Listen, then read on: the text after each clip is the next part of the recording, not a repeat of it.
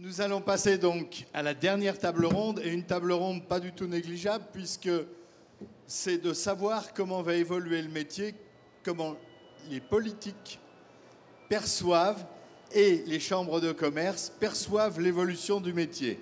Alors j'ai le plaisir d'appeler parmi nous, et sous vos applaudissements, Benoît Apparu, député maire de Châlons-en-Champagne et ancien ministre. Il arrive.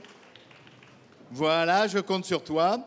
J'appelle Michel Dessolin, président du CNCC et directeur général de la stratégie Unibail-Rodamco. Quelqu'un qu'on connaît bien parce qu'on est chez lui. À double titre. Hein, à double titre, donc merci d'être là. Et puis j'appelle Claudine Dagnet, donc directrice adjointe à la direction de l'appui aux entreprises et à la coopération internationale de la CCIP Île-de-France. Donc, vous remarquerez une chose, c'est que pour l'instant, nos amis politiques, on n'a pas encore vu beaucoup, heureusement que Benoît Apparu est parmi nous, mais que les gens du privé et les consulaires, ils sont fidèles au poste, ils tiennent la barre et ils sont présents. Donc, là, je remercie de cette présence tout à fait importante. Et donc, est-ce que monsieur Apparu... Alors, Jean Lassalle, pour l'instant, il n'est pas encore arrivé. Hein, il a peut-être éclaté une basket, parce que d'habitude, il se déplace à pied. Donc, c'est peut-être là la cause de son retard. Mais j'aimerais bien que Benoît Apparu soit là pour qu'on puisse commencer. Il est dans le coin, il est à 10 mètres. Ben sinon, Thibault, je te propose une chose. Commence. C'est qu'on commence. Et puis on a une obligation à 17h de toute façon. Pardon ? À 17h on clôt, donc on a une obligation. Voilà, et ben on a des choses et on a des gens qui sont là et qui nous écoutent. Alors, je vais me tourner vers vous pour commencer. Monsieur le Président, on est chez vous. Les centres commerciaux, c'est quelque chose de tout à fait, un univers complet et important. Voilà, il suffisait de commencer. Bonjour et merci. Et donc, on va poser la première question. Ça vous laissera le temps de vous préparer, cher ami. Comment vous voyez les grandes évolutions et comment est-ce qu'on peut accompagner, en tant que manager, ces grandes évolutions? C'est-à-dire la consommation. Je sais que vous avez une mesure permanente des performances des centres. Quelquefois même, vous publiez vos chiffres alors que d'autres se gardaient bien de le faire, et on disait « Ah, ils vont moins bien que les autres », alors que généralement, ce n'était pas le cas. Et comment vous voyez la façon dont on peut prédire un certain nombre de choses, les estimer, les anticiper et mettre en place en face quelque chose qui permette de maîtriser ces évolutions plutôt que de les subir cruellement. Monsieur le Président. Alors, dans l'univers du commerce, je pense que l'on a tous subi, il y a maintenant une quinzaine d'années, l'arrivée d'Internet. Donc il a fallu révolutionner nos méthodes de fonctionnement et puis travailler dans la transparence. Alors les centres commerciaux, je parle des centres commerciaux parce qu'il faut savoir qu'un centre commercial sur 5 se trouve en centre-ville. Voilà. Donc les centres commerciaux ont réussi à fédérer les indépendants que sont les commerçants, ce qui était un exploit. Et nous avons fait de la recherche dans les différentes sociétés immobilières, et ce que l'on voit se profiler pour l'avenir, c'est 3 types de commerces qui vont fonctionner, et que ce soit en centre-ville, que ce soit en centre commercial de centre-ville ou en périphérie. Le premier, c'est l'Internet. Donc là, nous avons la conviction que le modèle gagnant, ce sera le multicanal. Et ça, lorsque vous regardez ce qui s'est passé aux États-Unis en matière de trend, vous aviez, il y a une quinzaine d'années, dans le top 100 des spécialistes de la vente sur Internet, des pure players. Vous regardez la même étude faite il y a 5 ans, 80%, ce sont des commerçants. Donc, la relation a changé. Et quand vous regardez les modèles économiques, eh bien, combien de plateformes Internet gagnent de l'argent, hormis Amazon et quelques joueurs de niche? Il n'y en a pas. Ceux qui avaient la maîtrise de tuyaux ont été dépassés par les vrais commerçants. Absolument. Donc, le premier modèle, donc l'Internet. Le deuxième modèle, c'est l'expérientiel. Et là encore, je pense que les centres-villes ont à travailler sur l'expérience client, sur le don, parce que en travaillant de manière indépendante, on n'y arrive pas. Et une des difficultés, puisqu'on analyse, on travaille avec les élus sur ces centres-villes, c'est de se dire comment fédérer les commerçants. Et là, je pense que les managers de centre-ville ont tout leur rôle à jouer, de manière à ce qu'il y ait de la communication, des événements qui soient attractifs pour les consommateurs. Parce que le vrai sujet n'est pas tant celui de l'élu. Moi, je dis souvent, le commerce, il ne peut pas être administré parce que ça ne fonctionne pas. Donc, il faut qu'il y ait une vision globale. Donc, l'expérience, le deuxième modèle. Et le troisième modèle, eh bien, c'est l'offre de commerce de proximité. Parce que là, il y a ce que les anglo-saxons appellent la convenience. Et pour que ça fonctionne, il faut qu'il y ait des locomotives. Or, comment faire pour faire revenir les locomotives? Donc, les centres commerciaux ont su le réaliser. Aujourd'hui, dans les centres commerciaux de centre-ville, c'est plus difficile puisqu'on parle d'opérations multifonctionnelles et les galeries commerciales classiques ne fonctionnent plus. Donc, nous attendons beaucoup de cette loi NOTRe. Nous attendons beaucoup également de la part des politiques sur le développement de projets de centre-ville. Et si vous allez voir nos exposants du commerce, vous en verrez beaucoup qui vous diront on a envie de faire des projets de centre-ville. Mais par contre, pour ramener des locomotives, mais comment est-ce que l'on fait ça? Ça veut dire bien souvent 15 ans avant de réaliser une opération. C'est très. On a besoin d'outils juridiques. Et puis, on a surtout besoin. On a surtout besoin d'élus qui aient du courage. Et le courage politique, c'est quelque chose d'essentiel. Et lorsque l'on va voir un homme politique, la première question que l'on se pose, c'est est-ce qu'il va nous accompagner? Est-ce qu'il va nous accompagner longtemps? Et est-ce qu'il va lever les freins sur ces opérations de centre-ville? On a l'opportunité de récupérer des friches et de créer des projets qui amènent des locomotives, qui amènent d'autres activités que le commerce, qui peuvent amener des loisirs, qui amènent l'art, j'en ai entendu parler tout à l'heure, et c'est cela qui créera la désirabilité, aussi bien dans les centres commerciaux que dans les centres-villes. Voilà pour mon intervention, peut-être un peu longue. Alors justement, on a eu sur la table ronde précédente où on avait tous les représentants du commerce et des différentes formes du commerce. On a eu un début d'union sacrée. Alors je ne sais pas si c'est la crise ou si c'est une volonté et une vraie vision du futur, mais de dire à un moment donné, il faut qu'on travaille tous ensemble et on va aller tous ensemble vers les formes de commerce demain, que ce soit les commerçants indépendants, que ce soit les centres commerciaux, que ce soit les enseignes de la franchise, que ce soit les coopératives. C'est tous ensemble, travailler ensemble le territoire et travailler le consommateur ensemble. Alors nous avons la chance d'avoir deux élus ici. Je voudrais commencer avec M. Benoît Apparu. Quand vous entendez tout d'un coup union sacrée des commerçants pour défendre les territoires et répondre aux attentes consommateurs, ça vous fait peur ou vous dites enfin? Je vous répondrai mieux avec un micro. Bonjour. C'est fait. Merci déjà de votre invitation et de cette organisation. Est-ce que l'union sacrée, ça fait peur ou pas? Difficile de vous répondre. J'aime beaucoup les discours quand tout homme politique qui se respecte, je préfère les faits. Alors très sincèrement, quand vous organisez une table ronde comme celle-là, tout le monde va vous dire on veut l'union sacrée. Personne ne va vous dire chouette, chouette, on va y aller diviser.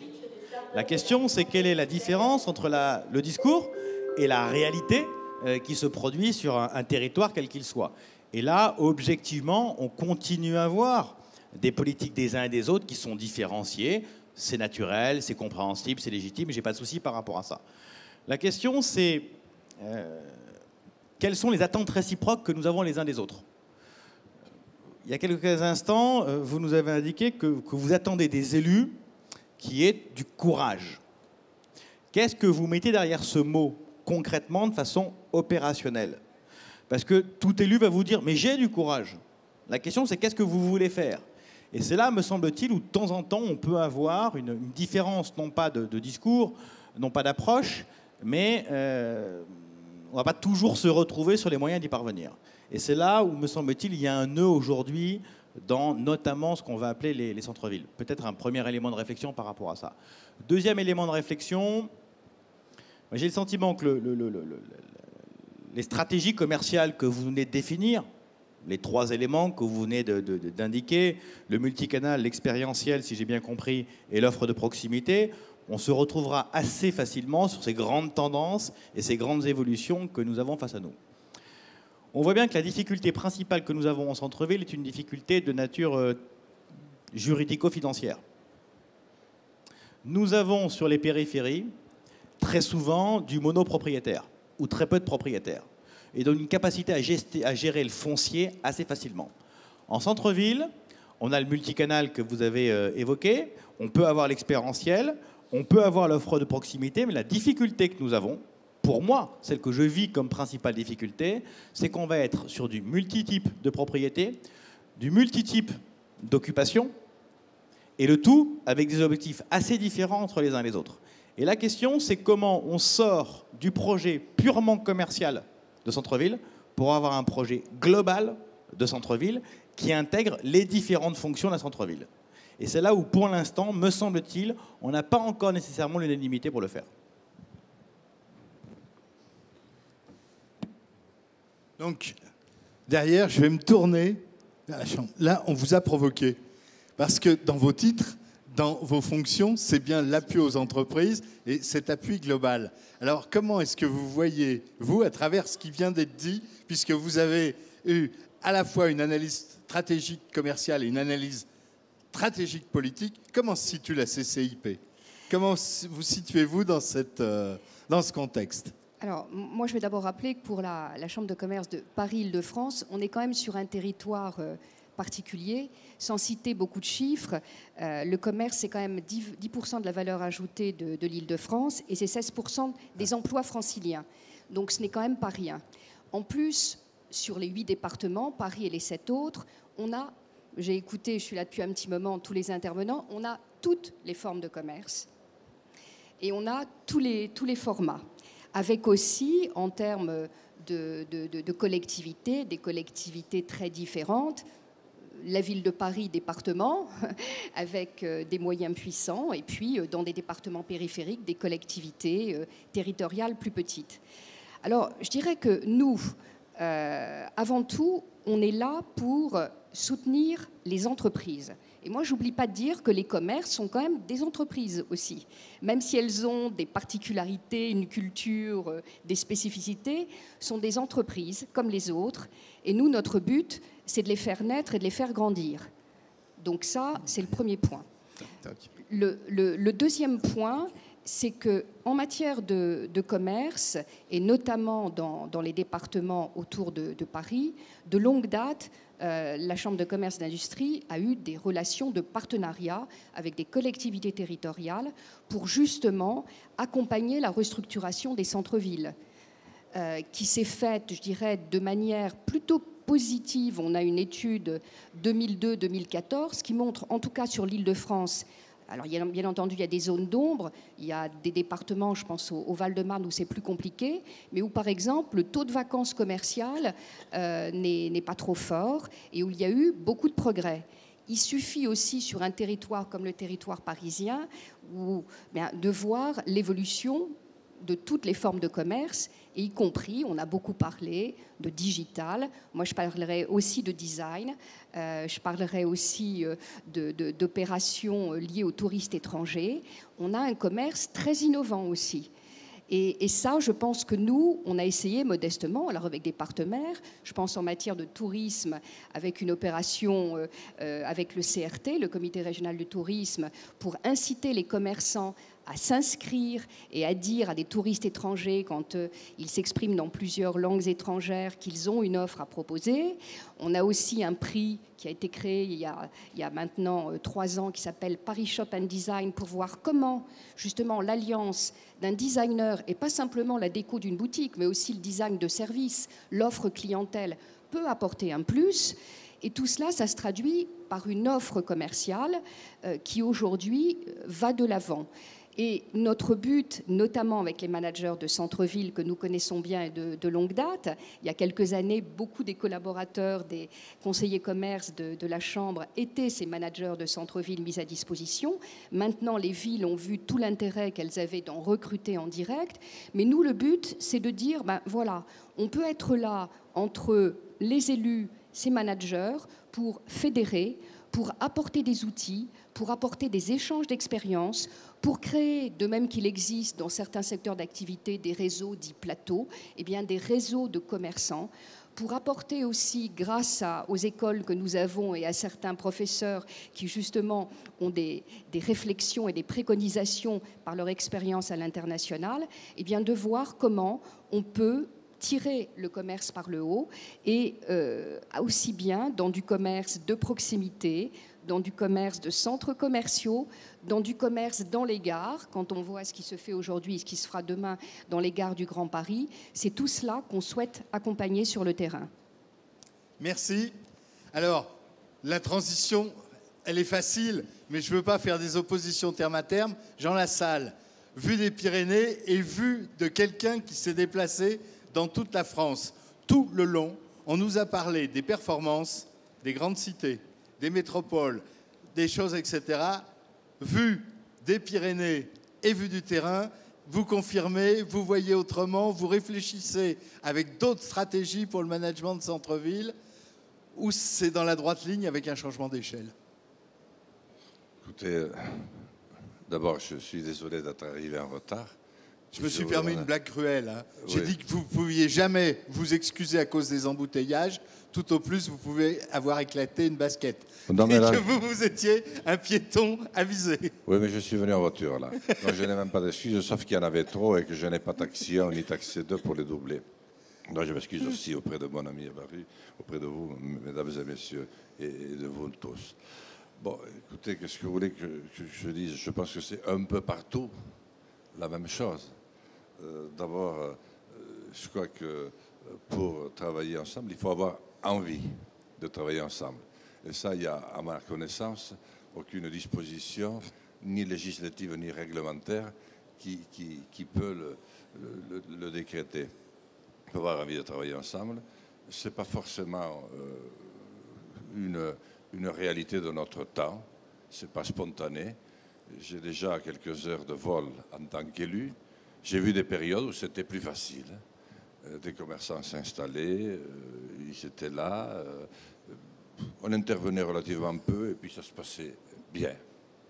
D'abord, maintenant, il faut les chercher. Ensuite, il faut des fois même les organiser. Il faut faire en sorte qu'ils ne se fassent pas de concurrence, etc., etc. Et puis, il faut organiser, à mon avis, ce qui est très important, c'est la discussion, l'échange. Voilà. Alors, je crois qu'au niveau des villes, bon, il y a plus grands spécialistes que moi, puisque mes collègues ici le sont. Moi, je parlerai plutôt, si vous voulez, des plus petites communes, là où il n'y a aucun commerçant et où on se bat tant que faire se peut pour essayer d'en retrouver. Moi, j'ai tout essayé. C'était l'ordre de 20 000 communes avant qu'il y ait les rapprochements. Oui, oui, oui. Alors, moi, j'ai fait, vous savez, 2 ou 3 multiples ruraux. Vous savez, à l'époque, on appelait ça... Oh oui, je faisais partie de la commission, alors je connais. Ah bon. Alors, des multiples ruraux, quand tout le monde avait décidé de partir, que vous aviez perdu le curé, le gendarme, le pharmacien, le médecin, le percepteur, enfin, la dernière épicerie, le dernier tabac, le dernier restaurateur, enfin, maintenant bientôt le maire, mais enfin, c'était pas à l'ordre du jour à l'époque. Eh bien, la population disait ça ne peut plus durer. Que fait le maire? Et le maire, il réunissait toute une série d'hommes et de femmes de bonne volonté autour de la CCI et de la Chambre de commerce qui étaient toujours en première ligne. Et il décidait, on va faire la force publique que constitue la commune, va faire un lieu, on retape le vieux presbytère, on retape le je ne sais quoi, le vieux quoi, et puis on en fait une boulangerie avec un commerce, et puis s'il n'y a pas de bar, on y met un bar aussi. Là, c'était déjà mieux, hein, quand il y avait un bar. Oui, mais au départ, comme le tourisme, les bars, c'était du tourisme. Et le commerce, on n'avait pas le droit de financer. Oui, mais vous saviez faire, dans les Pyrénées, vous savez passer les drops. C'est-à-dire que c'était pas ça. On le faisait, puis après on en parlait. Voilà. Et ce qui était le plus difficile, c'était le tabac, Parce que quand on avait perdu le tabac, pour le récupérer, c'était difficile. Et ce qui était difficile, c'était de récupérer la licence 4 aussi, lorsqu'elle était partie. Voilà ce à quoi je me suis heurté. Bon, après, une fois qu'on faisait ça, il fallait trouver un gestionnaire. Je pense que je suis passé par toutes les formes de recrutement possibles, y compris Canal+. À l'époque, Oui, je me souviens. il y avait des émissions, vous savez. Bon, c'était avant que l'amour soit dans le pré. Il fallait voir si on pouvait se convenir, etc., faire des tests. Bon, pour un multiple rural, j'ai eu 15 gestionnaires en une quinzaine d'années. Il faisait une année. Et là, j'en avais trouvé une qui m'allait très très bien. J'étais content. Elle me disait qu'elle gagnait sa vie. Tout le monde était heureux. Le bar marchait, le commerce aussi. Elle avait des surprises, voilà. Et puis, on avait fait, parce qu'on fait un réveillon le 31 décembre, tous ensemble, vous voyez, pour entretenir la bonne ambiance. Bon, je la vois heureuse. Et quelle n'est pas ma stupéfaction, le 3 janvier, de trouver une lettre recommandée à la mairie. C'était elle qui m'écrivait pour me dire, monsieur le maire, je m'en vais de votre multiple rural. Et mince alors. Je la fais venir, je lui dis, mais avec, qu'est-ce qui vous prend? Elle me dit, mais écoutez, vous y êtes pour rien. Ah bon, c'est déjà ça. Mais enfin, donc, je suis appelé par Dieu. Ah, allons, bon. Elle devenait religieuse. Donc, on a fait un quart. Pour être commerçant, il faut la foi sacrée. Voilà. Et je me suis dit, si même Dieu s'en mêle, on n'a aucune chance d'y arriver. Donc après, elle avait quand même mis l'affaire en route et ça a fonctionné. Et finalement, le 16e a quand même tenu après une dizaine d'années et ça a fonctionné. Pour dire que c'est quand même très difficile parce que tout le monde affirme qu'il va acheter, faire ses courses, consommer sur place. Mais seulement le samedi après-midi, tout le monde s'en va au supermarché le plus proche, quitte à faire 30 ou 40 kilomètres, et on oublie le pauvre gars ou la pauvre fille ou le pauvre couple qui s'est installé là. Voilà. Mais bon, il peut se trouver aussi qu'en parlant, en réunissant les gens, eh bien, il y a une espèce de complicité qui s'installe et puis un sentiment de corps en disant ben, on va quand même le garder parce que c'est quand même vachement commode. Et puis ça, c'est un lieu de rencontre dans des endroits où il n'y a que la messe comme lieu de rencontre, de moins en moins couru d'ailleurs. Eh bien, c'est quand même sympa d'avoir le journal, etc. Donc j'ai eu moi aussi des expériences assez diverses et multiples qui se sont plutôt bien terminées. Sauf qu'actuellement, je n'ai plus rien. D'accord. Alors, je vais parler sous le contrôle de la DGE pour vous rassurer quand même, les multiples ruraux, quelquefois, ils ont été constitués là où on me disait il n'y a plus de marché. Quand on a regardé la longévité de ces entreprises par rapport à la moyenne des commerces nationaux, ben, on n'a pas eu à rougir. Et l'État n'a pas placé son argent n'importe comment. Et ça a maintenu sur place des populations qui auraient coûté beaucoup plus cher si on les avait mis en banlieue dans des mouroirs, alors qu'ils ont pu rester sur un territoire et le faire vivre. Et aujourd'hui, il y en a qui redémarrent bien. Alors, merci d'avoir été tenace dans ces différents aspects, parce qu'à terme, eh ben, c'est pas si mal réussi que ça. Non, je dois dire que, bon, là, je terminais sur une note un peu tristounette, c'est que je suis en train d'en recruter un nouveau. Mais alors, ça va se faire quand même. Hein. Comment séquence pub, un multiple rural, à quel endroit exactement? Lourdios-Icher. Dernier village de France avant l'Espagne. Il y a 20 km de frontière.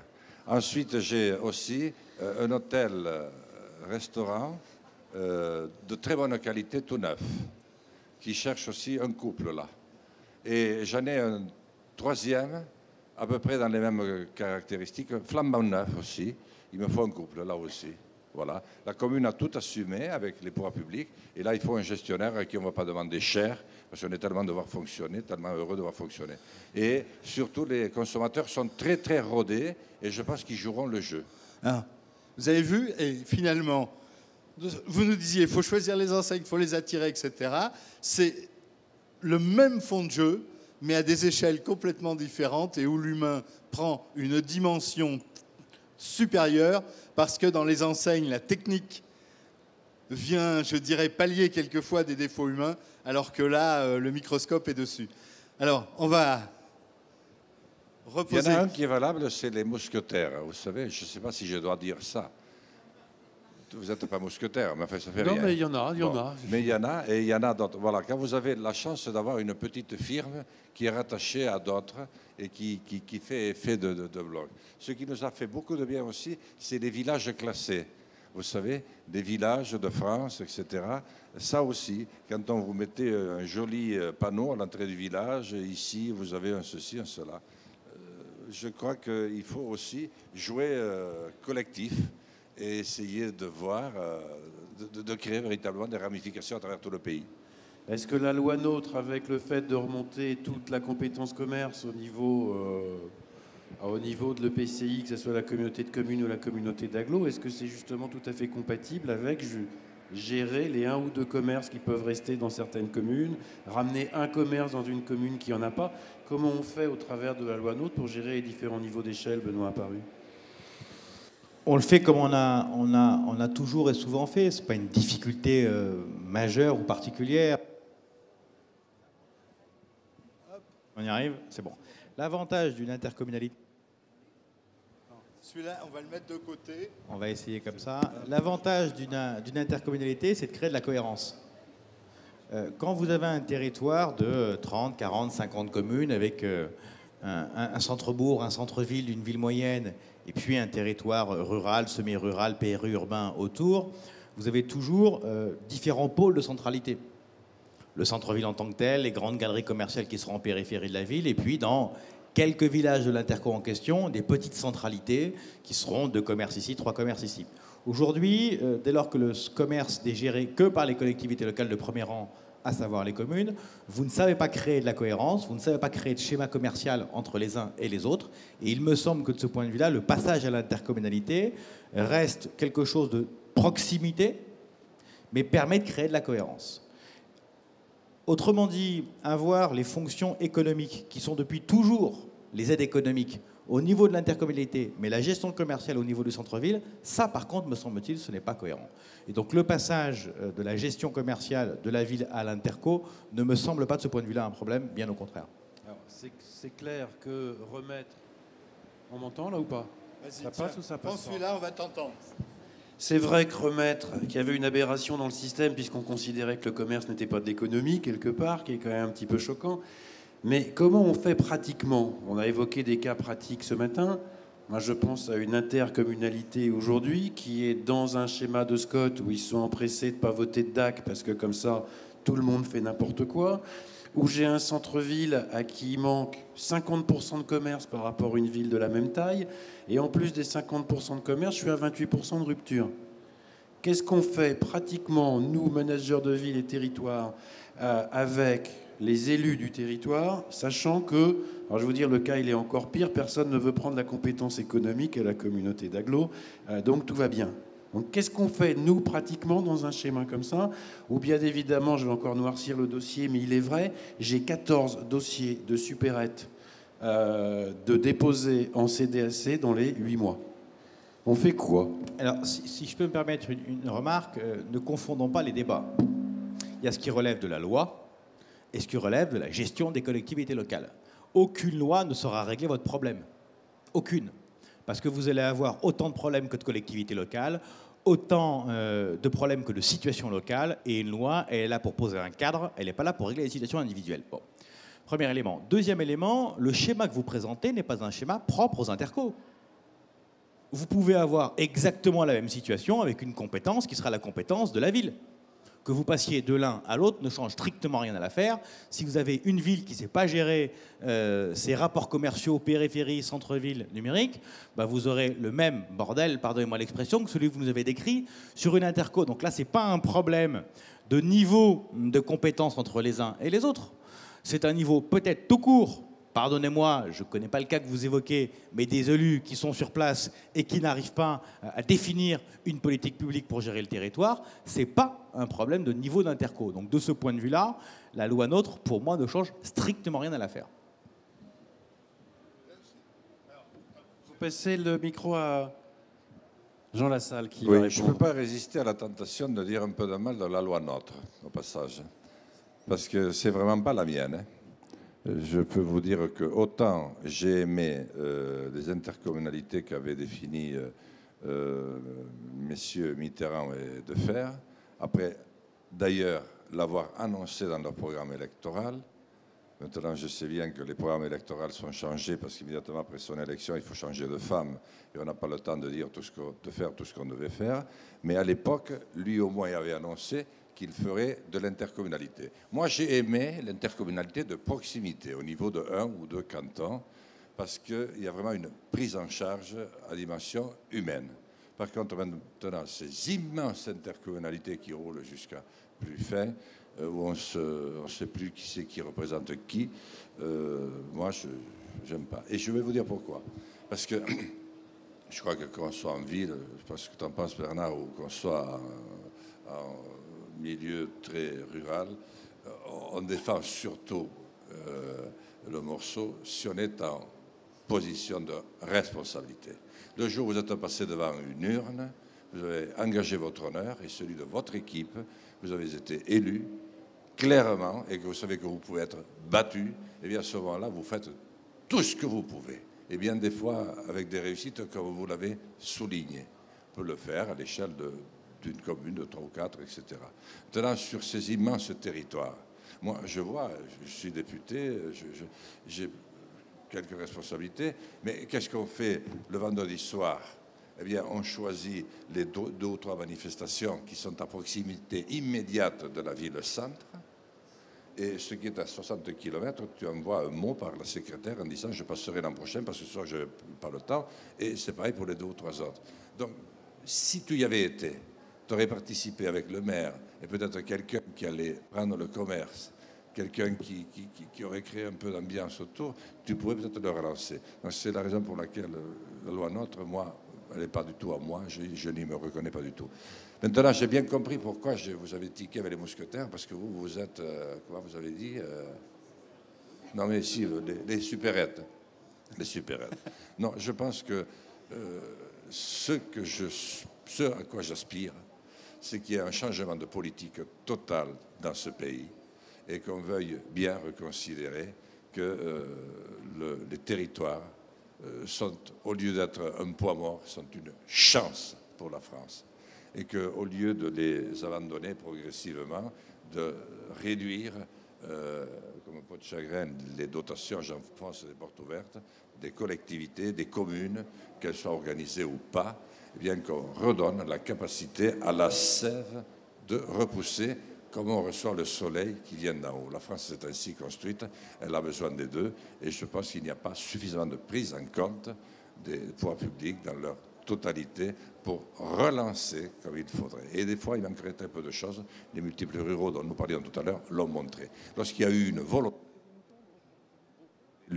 beaucoup de chambres de commerce, beaucoup de consulaires, etc., se sont mis autour de la table, tout le monde s'est mobilisé et on a pu faire. Actuellement, on a beaucoup de mal parce qu'on ne sent pas du tout cette volonté. Alors, je vais vous demander de passer le micro à Claudine Daniel. Pendant que personne ne nous écoute, qu'est-ce que pense la CCIP de la loi NOTRe? Comment vous voyez l'adaptation? Si vous voulez, la CCI Paris-Île-de-France, elle a émis sur ce point-là un avis réservé, il faut le dire, parce qu'elle a trouvé qu'il risquait d'y avoir une distorsion entre le souci de proximité dont on a besoin dans un certain nombre de sujets qui ont trait au commerce, et pas simplement de proximité, et le cadre qu'elle pose. Donc c'est vrai que et c'est là où on se dit les chambres de commerce et le réseau des CCI, c'est quand même un acteur et un interlocuteur a priori légitime, naturel et de proximité pour les entreprises, y compris les commerces. Donc il y a sans doute une relation et un rôle qu'on peut jouer davantage entre ces collectivités et ces commerces dans le cadre qui est posé et qui pour l'instant ne va pas changer. Mais quand Benoît tout à l'heure a dit cohérence et proximité, vous étiez tous en train de secouer la tête en disant là on est tous d'accord. Oui, parce que j'allais dire, oui, cohérence et proximité, mais on s'aperçoit aussi dans la pratique. Alors j'ai moins. C'est la forme de la loi. J'ai moins les exemples que M. Lassalle a cités, mais qui sont des vrais exemples aussi. Hein. Je pense qu'on a des situations qui sont quand même différentes selon les territoires et selon les régions. Donc là, je pense que les expériences et les vécus sont aussi différents, et y compris dans le cadre de la loi NOTRe. Alors, je vais demander... Bon, vous nous avez rappelé que quelquefois, pour arriver d'un projet à une réalisation en passant par toutes les étapes administratives, c'était en moyenne 15 ans en France. La loi NOTRe, vous la voyez comme un accélérateur ou un nouveau frein? Alors, on ne sait pas répondre à cette question. Aujourd'hui, la vision du commerce au niveau du territoire nous paraît une évidence. Donc, en ce sens, nous y sommes extrêmement favorables. Ensuite, les questions que nous posons, ce sont les questions de gouvernance. C'est-à-dire que se passe-t-il lorsque la couleur politique de la ville principale n'est pas la même que celle des autres communes? Donc là, on a vu quelques sujets. Mais pour nous, le vrai problème, lorsque nous voulons développer des opérations de centre-ville, reprendre des friches industrielles, par exemple, c'est le délai, le temps. Et la question, elle se pose plus globalement que la loi NOTRe, c'est comment faire pour accélérer la réalisation d'opérations structurantes pour les villes. Alors je ne parle pas des petites communes, mais aujourd'hui, on a un enchevêtrement de réglementations qui font que les opérations se complexifient plutôt qu'elles ne se simplifient. Et pour vous donner un exemple, je travaille en Allemagne, puisqu'on prend en France beaucoup l'exemple de l'Allemagne. Eh bien, en Allemagne, vous avez l'équivalent du PLU qui est voté, qui est soumis à enquête publique, donc le citoyen a capacité de faire valoir son point de vue, de déposer des recours et autres. Mais une fois que le plan d'urbanisme est voté, le permis de construire devient une formalité technique.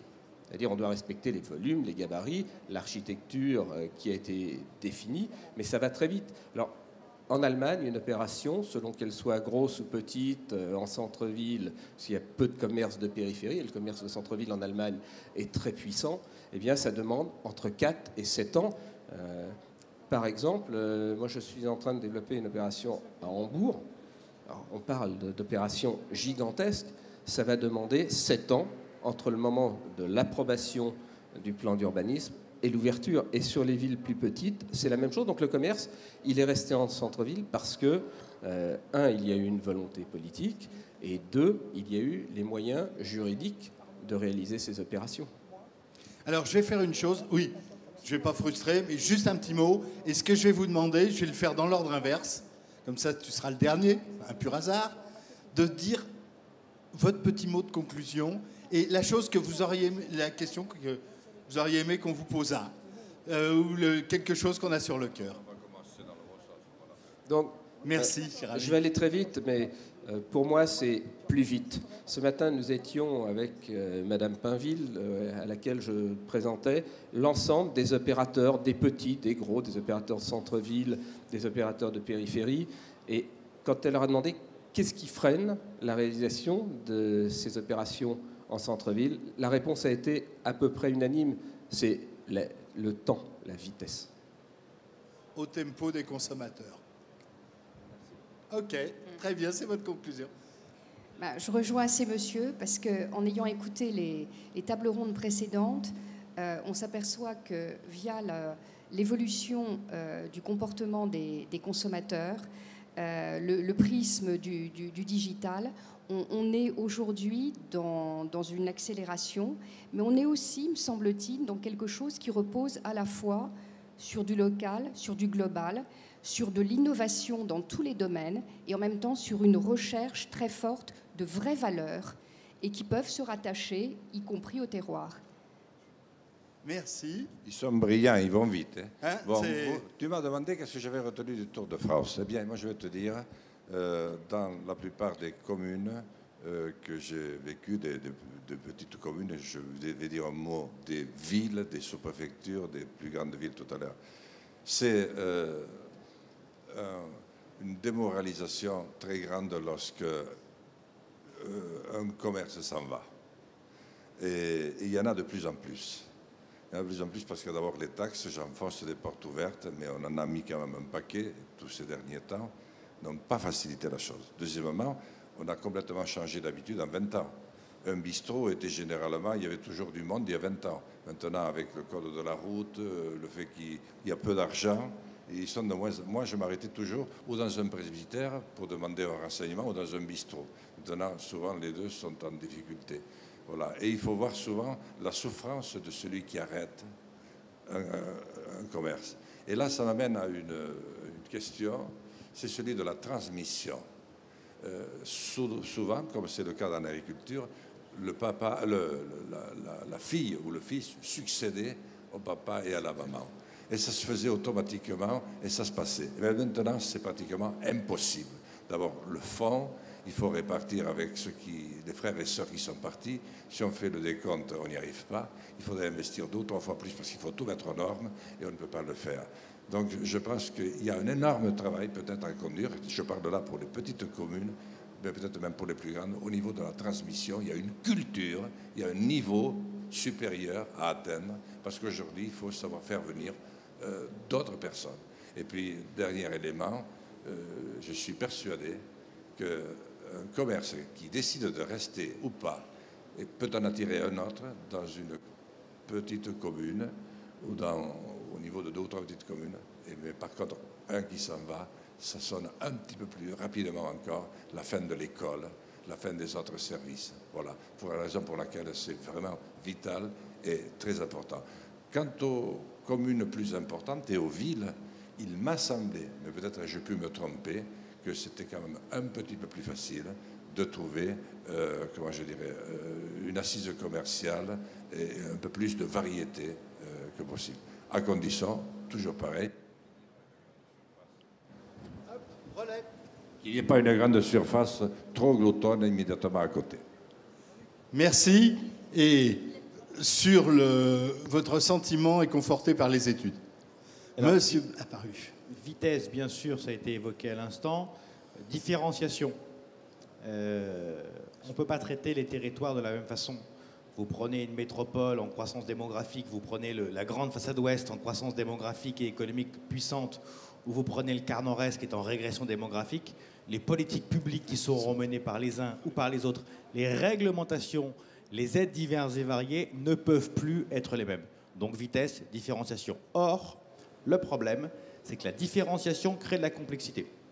Plus on veut individualiser la règle, plus elle est importante, plus elle est complexe. Et donc on a souvent une contradiction entre la nécessité de la simplification et la nécessité de l'individualisation.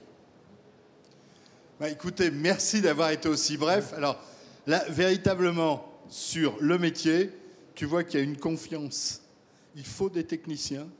Il faut que ces techniciens soient capables d'écouter l'orchestre, de suivre le chef d'orchestre qui donne le tempo et de faire une composition artistique qui soit rapide, adaptée aux oreilles des consommateurs et avec la sonorité locale.